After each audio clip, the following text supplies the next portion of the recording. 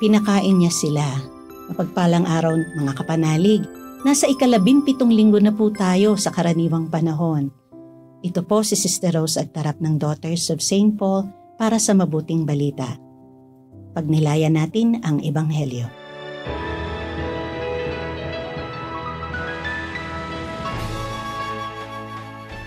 Nagpunta si Jesus sa iba pang aplayan ng lawa ng Galilea sa may Tiberias.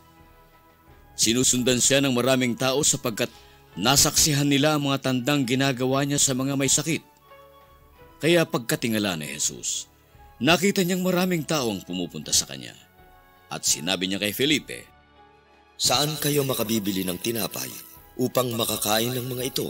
Sinabi niya ito bilang pagsubok sa kanya, sapagkat alam niya kung ano ang gagawin nito.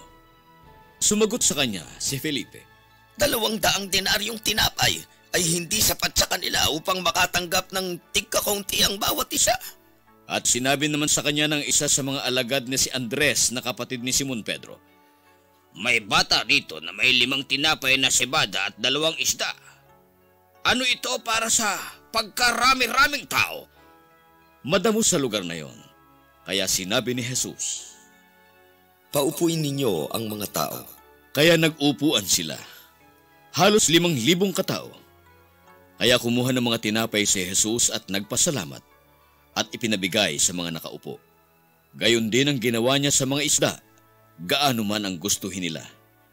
Nang mabusog na sila, sinabi ni Jesus sa kanyang mga alagad, "Tipunin ninyo ang mga natirang piraso upang walang masayang." Kaya tinipon nila ang mga tira at 12 basket ang napuno ng mga pira-piraso mula sa 5 tinapay na cebada. Nang makita ng mga tao ang tandang ginawa ni Jesus, sinabi nila, Ito ngang talagang propeta Oo nga! na hinihintay na dumating sa mundo. At alam ni Jesus na siguradong darating sila upang kunin siya at gawing hari. Kaya muli siyang umalis at mag-isang nagpunta sa bulubundukin.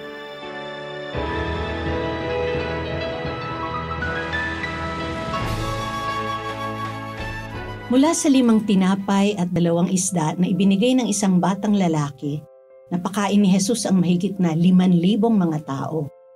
At may lumabis pa na pumuno ng 12 basket.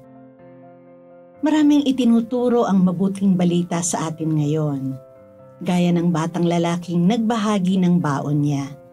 Ano man ang ating kakayahan at kayamanan, gaano man ito kaliit, ay mapagyayaman ng Diyos upang makatulong sa iba.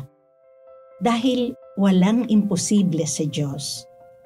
Kailangan lang na kumilos tayo at maging generous at wag lang umasa at maghintay ng biyaya. At kung may lumabis pa, wag natin itong sayangin para makatulong pa rin sa mas nakararami. Kapanalig, anong biyaya ang baon mo na pwede mong ibahagi sa ating kapwang gutom at uhaw sa pag-ibig at paglingap? Mga kapanalig, support our Paulines mission. Subscribe, like, and follow Paulines on our social media accounts. Donate through our donations channels to help us continue our ministry. Ipadala po ninyo ang inyong mga intensyon at kahilingan at makakaasa kayo na isinasama namin kayong palagi sa aming panalangin araw-araw. Ito pong muli si Sister Rose na nag-aanyaya sa inyong manalangin kasama ni San Ignacio ng Loyola. Panginoon, turuan mo akong maging bukas palad. Turuan mo akong maglingkod sa iyo na magbigay ng ayon sa nararapat, na walang hinihintay mula sa iyo, na makibakang di inaalintana ang mga hirap na dinaranas, sa tuwin ay magsumikap na hindi humahanap ng kapalit na kaginhawaan, na di naghihintay kundi ang aking mabatid na ang loob mo'y siyang sinusundan. Amen.